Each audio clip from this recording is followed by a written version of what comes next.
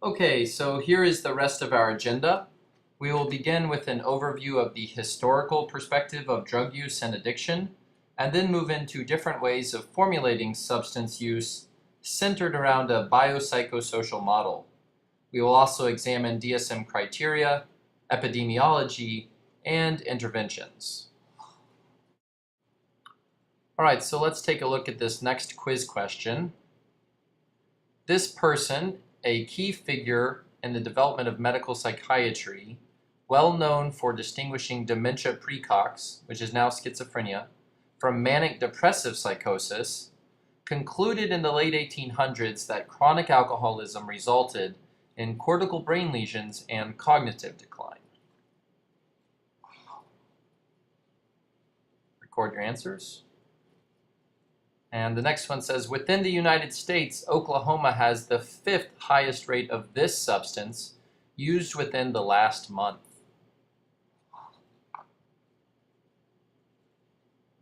Again, just jot down your responses. We'll check them a little later. The term addiction has a long history, although its meaning hasn't always been our common modern sense of the word. In Roman law and in the Middle Ages, an addiction was actually the sentence pronounced against an insolvent debtor who was given over to a master to repay his debts with his work. According to the 16th century Oxford English Dictionary, the term addict referred to the state of being attached by one's inclinations, devoted, given, inclined to. The word addiction in its modern medical usage connoting a state of being addicted to a drug, a compulsion, and a need to continue taking a drug as a result of taking it in the past, only gained widespread use since the 20th century. In 1964, the World Health Organization recommended replacing addiction with dependence. Psychoactive substances have been used in religious ceremonies for medicinal purposes and as staple commodities in socially approved ways for thousands of years. Priests or shamans have ingested plants for millennia to induce dissociative states. Amanita muscaria has been used in Central Asia for over 4,000 years. In Central America, psilocybin mushrooms were used for the same purposes. In southwestern United States and Mexico, peyote was used to induce states of spiritual introspection. Opium is documented in medicinal use as early as the 9th century BC. Nicotine, alcohol, and caffeine have been used massively for recreational purposes in socially approved ways. Aristotle recorded the effects of alcohol withdrawal and warned that drinking during pregnancy could be injurious. The Roman physician Celsus held that dependence on intoxicating drink was a disease. Addiction became a global health problem in the 1800s with the rise of industrialism, global trade, and the colonial era, especially with respect to opium and alcohol use. Emil Kraepelin, a father of medical psychiatry, concluded that chronic alcoholism resulted in cortical brain lesions and cognitive decline. Calvinist theologians have been credited with the birth of addiction medicine. In the 1600s, Dr. Nicholas Tulp and Cornelius Bontekoe developed theological models to explain the progressive loss of control over alcohol intake. In 1897, Freud wrote, "It has dawned on me that masturbation is the one major habit, the primal addiction, and that it is only as a substitute and replacement for it that the other addictions for alcohol, morphine, tobacco, etc. come into existence." Alcoholics Anonymous was formed in 1935, which introduced the 12 steps as a spiritual path toward recovery. In the mid-20th century, addiction was commonly viewed as a volitional behavior reflecting character or moral defects. The National Institute for Drug Abuse was established in 1972. Neuroscience efforts in the 20th and 21st century have established the view of addiction as a brain disease. The Diagnostic Statistical Manual, or DSM, criteria provide a very valuable way of diagnosing substance use disorders that incorporates physiological alterations such as tolerance, withdrawals, and cravings, and functional impairment such as persistent use despite health, occupational, social, interpersonal, etc. consequences. In fact, any two of those criteria can make the diagnosis of a mild substance use disorder, while 6 criteria are required to be considered a severe substance use disorder. This is currently the clinical way of making the diagnosis. Unlike the RDoC approach, the DSM criteria for substance use disorders provides an atheoretical diagnostic tool, and that it does not require brain imaging or lab values to make the diagnosis, any more than it requires someone to be shown to have a character or moral defect to make the diagnosis. This can be seen as both a strength and a weakness. A weakness in that it may be seen as sometimes begging the question of what causes this or drives this condition in the first place, but a strength in that it focuses on what is most meaningful for the person at the level of the person, such as functional impairment or loss of relationships or health. Turning now to the epidemiology of substance use, nationally, 21% of U.S. adults are current smokers and 22% are former smokers. There is a 12.4% alcohol use disorder prevalence among U.S. adult males, though the rate is only 4.9% among females. Native Americans have the highest rates among any ethnic group, while Asian and Pacific Islanders have the lowest rates. Within the state of Oklahoma, there is work to be done to decrease a number of substances, but one of note is smoking, where Oklahoma has the 5th highest rate of cigarette use in the last month among people 12 and older, at 27.6%. Additionally, it has the 4th highest rate of cigarette use in the last month among 18 to 25-year-olds, at 36.9%. Now, these are graphs of opioid-related overdose deaths in the United States.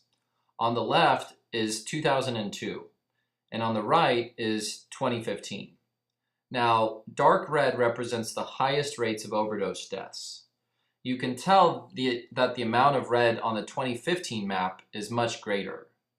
The Northeast can be seen as experiencing an outbreak of red despite having almost no red in 2002. The Midwest also saw a significant rise in overdose deaths.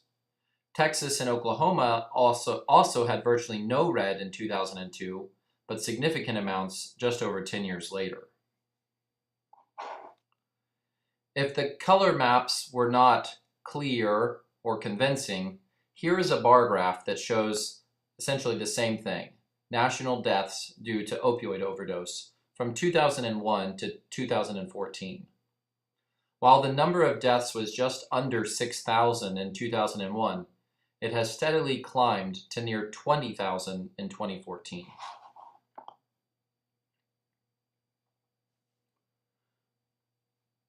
I've been told when making presentations to include pictures whenever you have a transition in your presentation. So here's a picture. It also serves another purpose, though, and that is to remind us that in this upcoming section, I don't want you to miss the forest for the trees. Try to get the big picture, and don't worry too much about all the fine details. All right, let's review our next set of quiz questions. Number 5. Reduction in this enzyme responsible for metabolizing nicotine to cotinine is correlated with decreased rates of nicotine dependence. Take a moment to record your response. Number 6, this molecule has been described as the addiction switch in the pathogenesis of addiction. Again, take a moment to record your results. And number 7, the establishment of craving has been associated with the accumulation of calcium permeable.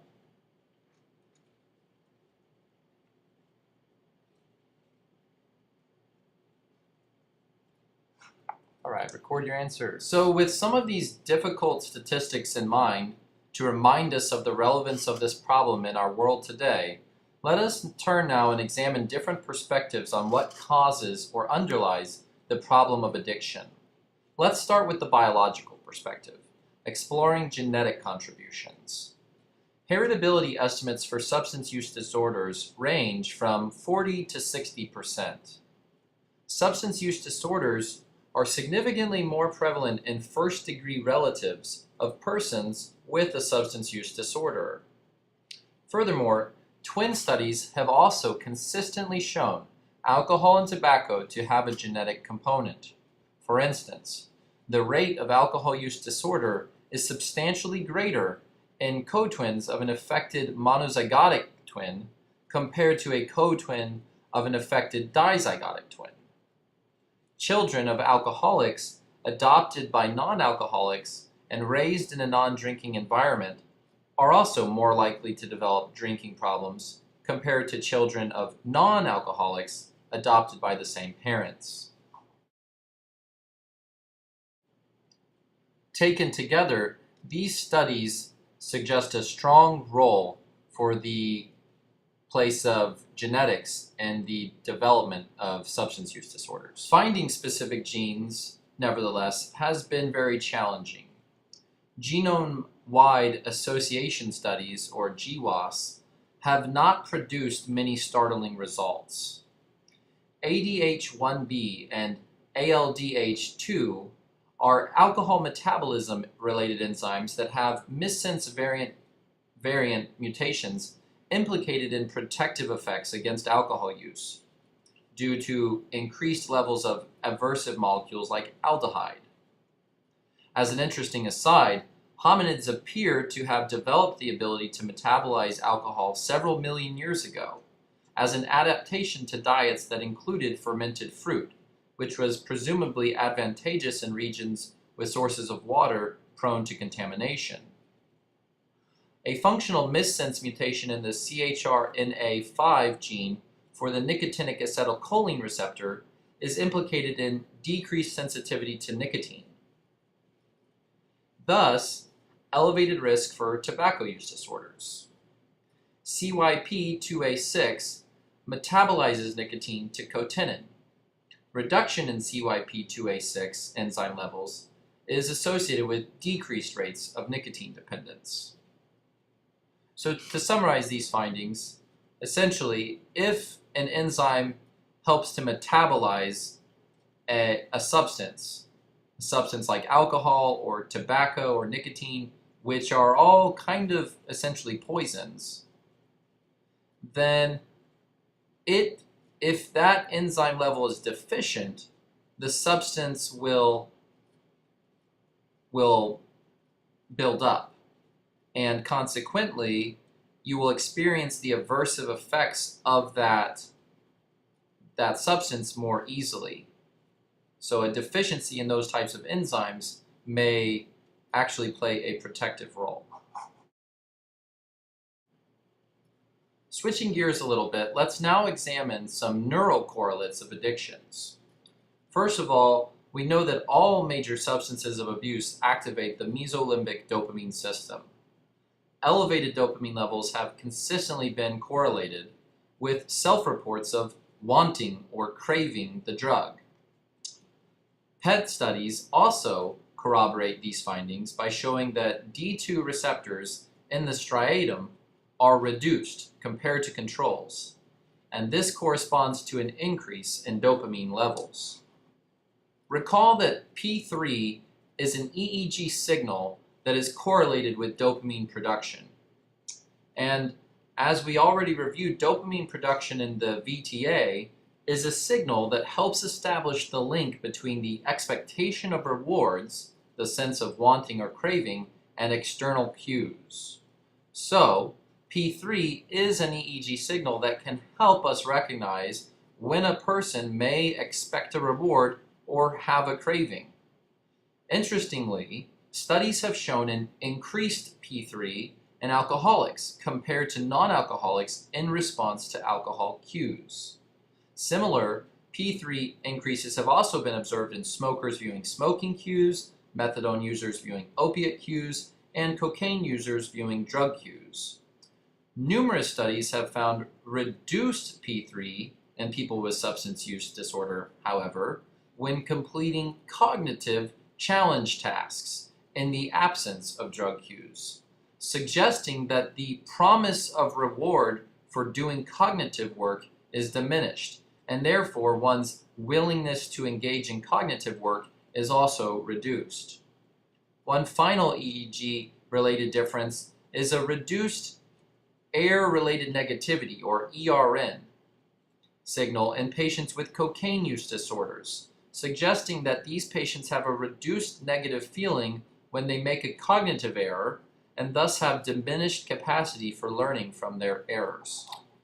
Additional evidence of neural changes and alterations come from MRI findings. Morphological results show reduced prefrontal volume. Functional results show abnormal prefrontal cortex activation with increased activation in the amygdala, orbitofrontal cortex, and anterior cingulate cortex when exposed to drug cues. A meta-analysis of MRI findings concluded that the ventral striatum, which contains the nucleus accumbens, the anterior cingulate cortex, and the amygdala all showed significantly altered cue reactivity. Let's now move away from the changes seen on PET, EEG, and MRI and look at some important changes at the molecular level. In 1997, Alan Leshner, then director of the National Institute for Drug Abuse, wrote an article in which he described how a, quote, metaphorical switch in the brain seems to be thrown as a result of prolonged drug use, end quote. Since that time, delta phos-B has been likened to the molecular switch. Delta phos-B is a transcription factor, which is a protein that binds onto a specific site in DNA to regulate certain gene expression. Unlike another important transcription factor in addiction called CREB, which is induced acutely and may mediate changes such as tolerance, delta phos-B is induced after long-term exposure. The delta of delta phos-B signifies a high stability, long half-life variant of phos-B that is retained for several weeks, thereby accumulating. Through its activity as a transcription factor, delta phos-B leads to altered gene expression, particularly in genes such as GluR2, CDK5, and NF-kappa beta. Delta phos-B has been shown to accumulate in the orbitofrontal cortex, which, as we know, is a key hub in the motivational system responsible for making quick associations between stimuli and rewards. Furthermore, delta phos-B also appears to alter the epigenetic landscape. Part of its role as a molecular switch is related to histone methylation and deacetylation, both well-known processes of epigenetic modification. Delta phos-B is produced in multiple brain areas, but it is consistently induced in the nucleus accumbens. Additionally, delta phos-B exerts critical downstream effects via the genes GluR2, CDK5, and NF-kappa beta. Let's focus on one of those, the GluR2, for a moment. GluR2 is a subunit of the AMPA receptor. It serves to decrease calcium permeability and glutamatergic transmission. To wrap up our exploration of the biological perspective, let's look at how this relationship between delta phos-B and GluR2 may play a role in the development of craving. Several studies have concluded that an increase in AMPA receptors lacking GluR2, also called a calcium permeable AMPA receptor, since GluR2 decreases calcium permeability, plays a critical role in the incubation of drug craving. One of those studies showed that craving was associated with accumulation of these calcium permeable, or GluR2 deficient, AMPA receptors, and that the removal of calcium permeable AMPA receptors via injection of a calcium permeable AMPA receptor antagonist directly into the nucleus accumbens significantly reduced cravings. This was also done using a positive allosteric modulator of mGluR1, which is known to remove calcium permeable AMPA receptors. Okay, let's try and relate some of these findings back to our basic model of reward circuitry and motivation in the brain. Starting in the upper left-hand corner and moving clockwise, we first recall that the prefrontal cortex consistently showed decreased volumes on MRI scans compared to controls. The anterior cingulate cortex was shown to be hyperactive in response to drug-induced cues and showed reduced error-related negativity, as well as decreased P3 in response to tough cognitive tasks without a drug cue. The orbitofrontal cortex showed accumulation of delta phosphB and drug cue hyperactivity. The VTA is known to be activated by all major drugs of abuse, resulting in elevated levels of dopamine. The amygdala has been shown to exhibit drug cue hyperactivity.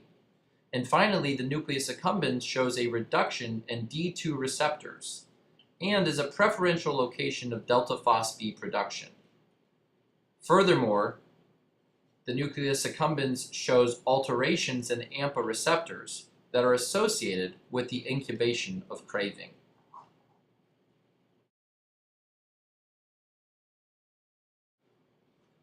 All right, well, hopefully that seemed like a strong case for the biological role in addiction. So, can we say definitively that addiction is a brain disease or a purely biological problem?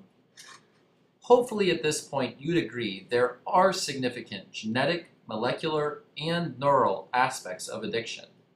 And whether we call addiction a brain disease may just be a matter of semantics, but there are concerns about restricting our view to a purely biological or neurological perspective.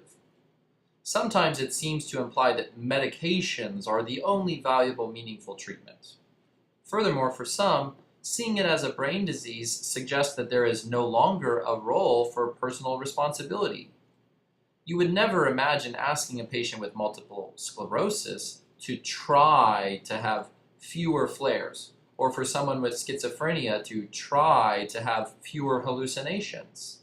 And so this branding of addiction as a brain disease may mistakenly lead some to never ask the addict to try and have fewer binges. Yet, this is an essential task we must put to the patient with substance use disorder.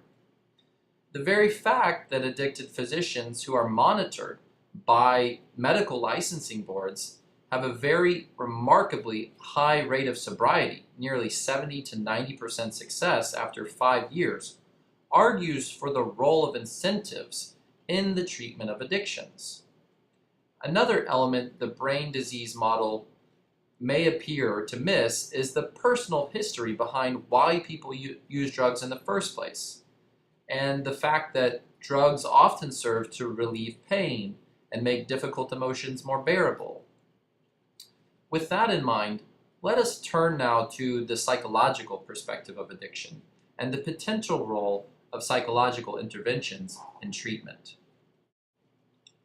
It is understood that drug cues are established through the process of classical, often called Pavlovian, conditioning.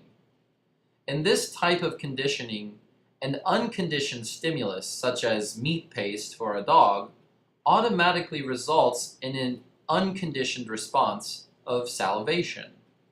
If the unconditioned stimulus is then paired with a conditioned stimulus, such as a bell, then eventually, after enough repetitions, the unconditioned response, in this case salivation, will be elicited by nothing more than the conditioned stimulus, the bell. When we apply this to drug use, the drug is the unconditioned stimulus. And now anything that is irregularly paired with that drug becomes a conditioned stimulus, which may include drug paraphernalia, or locations where the drug was used, or people who you used with, or music, or a number of things. In fact, the conditioned stimulus does not need to be external, but can also be internal, affective stimuli, such as feeling sad, that may be regularly paired with drug use. These conditioned stimuli become the cues, then, that trigger expectation of rewards, which, if it is great enough, is felt as a craving. Extinction refers to a process whereby the capacity for a cue to trigger craving is lost or reduced, and this may be accomplished via exposure to cues in the absence of drug use. Think of exposure therapy for anxiety. Reinstatement refers to the resumption of drug seeking after extinction following exposure to drugs, drug cues, or stressors. One additional term is the incubation of craving, which refers to time-dependent increases in cue-induced drug seeking after withdrawal.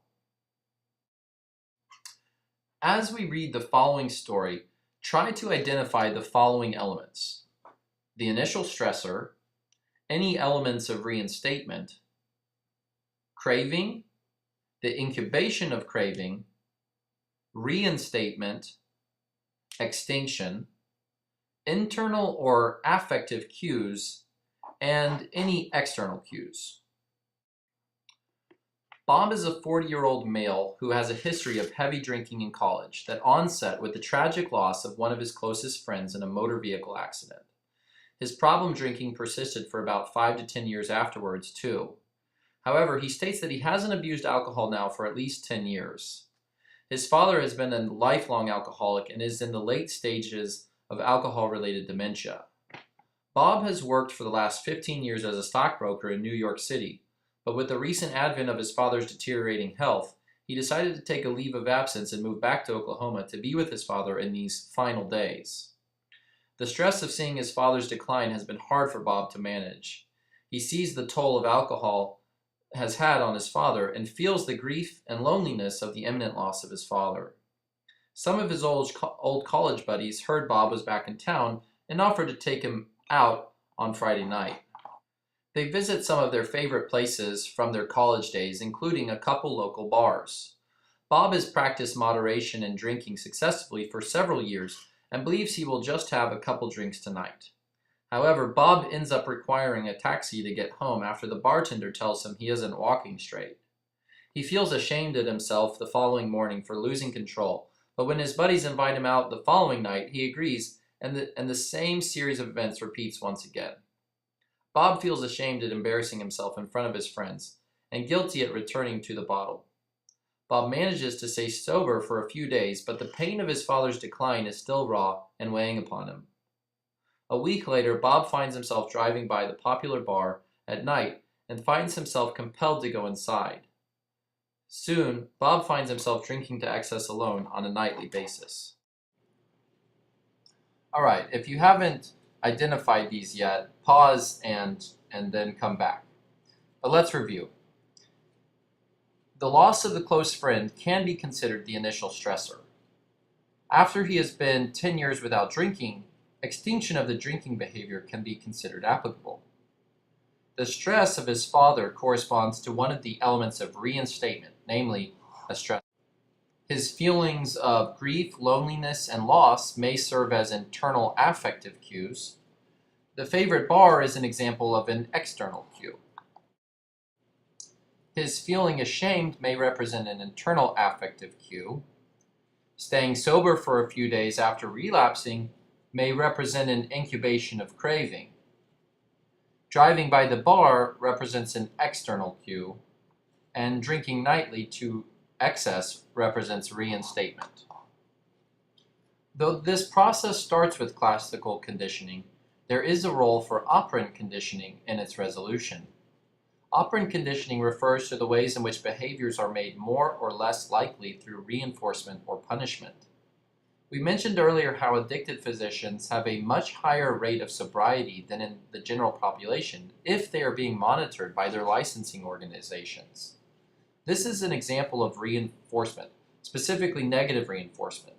The physician does not want to lose his license, and so the behavior of staying sober is reinforced by the removal of a potentially noxious outcome. Multiple clinical studies have shown that addicts are 2 to 3 times more likely to submit a drug-free urine sample if they know they would receive a reward, such as cash or a gift certificate, than addicts who did not know that they would receive the reward. This is an example of positive reinforcement. Lastly, there is a study called the HOPE Project, which required drug offenders on probation to submit to frequent random drug tests.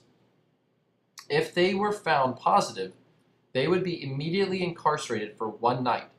After 1 year, participants were 55% less likely to be arrested for a new crime, and 53% less likely to have had their probation revoked. This is an example of how punishment can also be used to alter drug use behavior. While I'm not advocating for incarcerating people with substance use disorders, the main point that I want to convey is that incentives and operant conditioning can be used as an effective intervention for substance use disorders. We will look at psychological interventions a little more in depth in the treatment of addictions later, but for now let us turn to the social perspective of addiction. This is a picture of a Venus flytrap. It may appear to be a harmless feature of the environment to an unsuspecting fly, but then it closes and devours the fly, who never saw it coming. This may be an apt analogy for the role the environment can play in the development of substance use disorders. We often have no idea of the powerful role that social and environmental tides can play until we have been engulfed in the ocean of addiction. As we explore the social perspective, we will begin by taking a look at environmental risk factors, then we will look specifically at the role of affluence, followed by the role of social bonding, and then finally the role of the physical environment. All right, let's take a look at a few quiz questions before we move forward. Number 8, at the end of the Vietnam War, this percentage of soldiers reported being addicted to heroin. Number 9, though not approved by the FDA, use of this substance for treatment of alcohol use disorder is supported by results from a systematic review and endorsed by the National Institute for Alcohol Abuse and Alcoholism.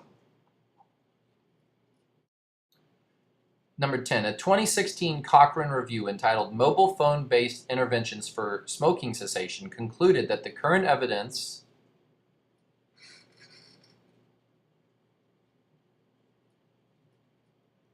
All right, record your answers and we'll take a look at those a little bit later.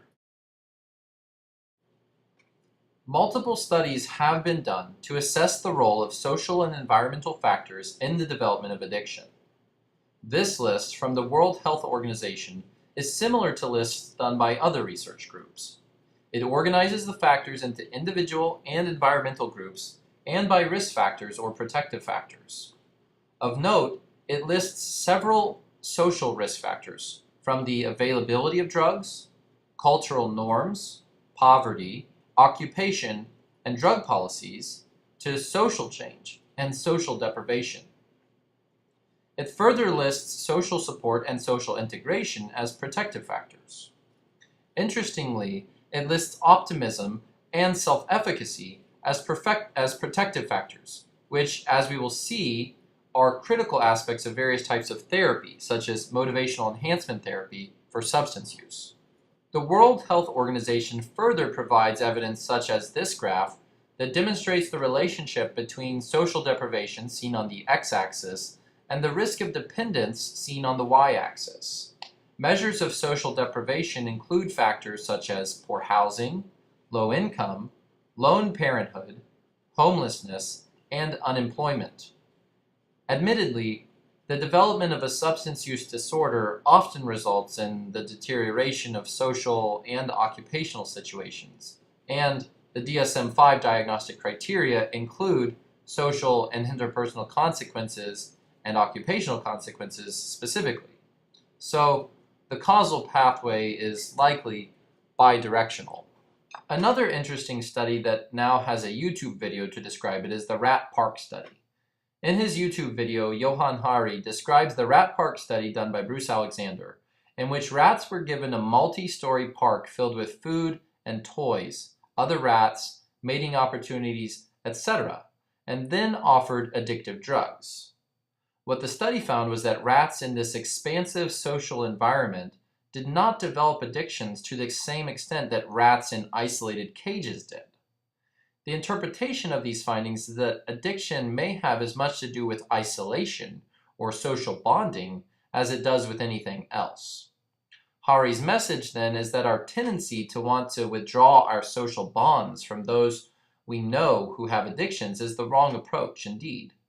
While the results of this study may not have been reduced, and so the conclusion may be questionable, the results do seem consistent with the role of the social factors identified by the World Health Organization, particularly social deprivation, and thus deserving of our attention.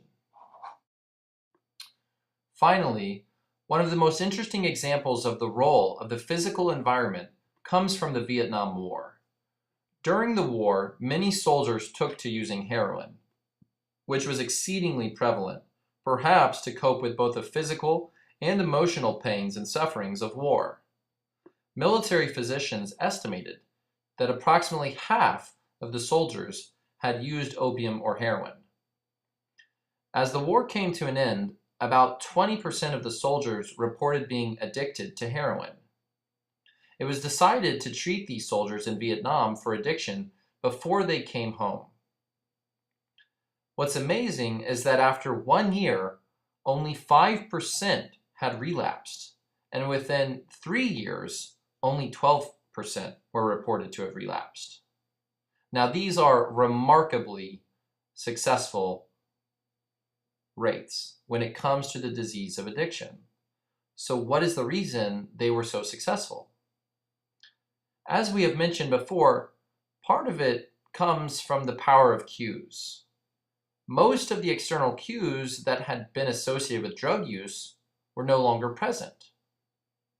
Furthermore, the affective cues, the terror, the boredom of war, were also largely replaced once the civilian lifestyle regained dominance. So, does this suggest we should consider relocating our addicted patients to a location halfway around the world, or perhaps at least to another town or state? We'll consider possible implications of this study as we explore the next section, which is interventions. Most importantly, though, I believe this study produces a resounding message of hope for the addicted, and that is that addiction can be overcome, a message which alone has a powerful therapeutic effect. All right, well, that wraps up the second part of this 3-part series of substance use and abuse. And our third and final part, we'll take a look at interventions for addictions, ranging from psychological interventions, pharmacotherapy, technological interventions, and social interventions. I hope you've enjoyed this, and I'll see you next time.